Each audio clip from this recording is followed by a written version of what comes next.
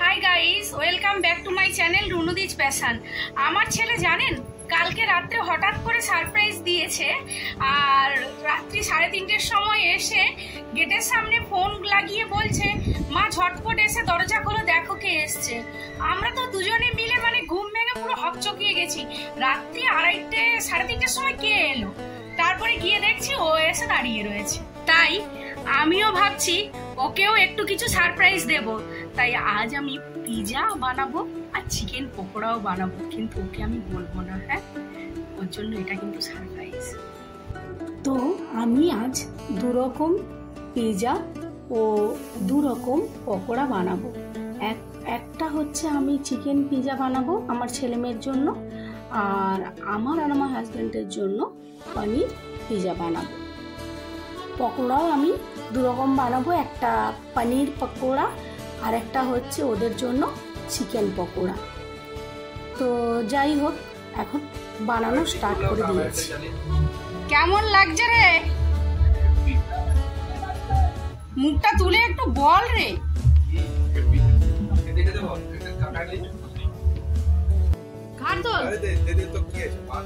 এই নে, আরো একটা জিনিস আছে। এটা কি বলতো? Thums up. পিৎজা আর সাথে হচ্ছে থামস আপ।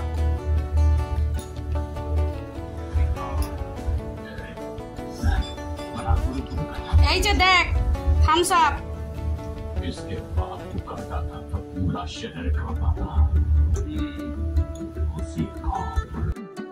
ও অবশ্য পিৎজাটা দেখে খুব আনন্দ পেয়েছিল, কিন্তু ক্যামেরার সামনে আসতে ওকে এত লজ্জা লাগছিল যে ও মুখ তুলে একদম কথা বলতেই পারছিল না।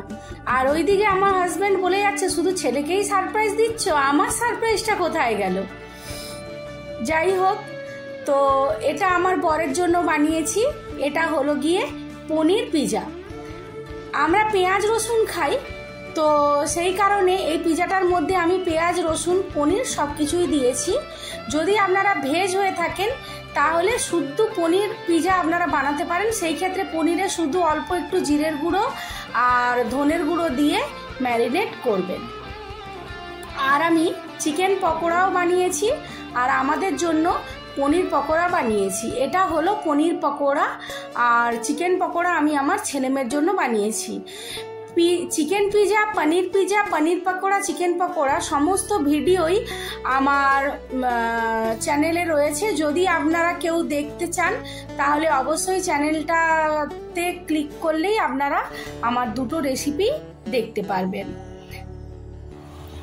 দেখ, আরো একটা সারপ্রাইজ তোর জন্য। কি বলতো এটা?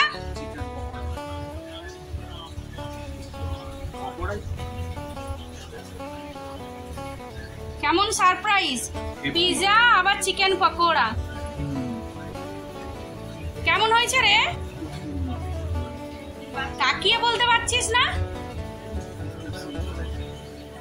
সারপ্রাইজটা কেমন পেলি? শুধু তুই সারপ্রাইজ দিতে জানিস না, এতক্ষণ রান্নাঘরে দরজা লাগিয়ে কি কাজ করেছিলাম এবার দেখ।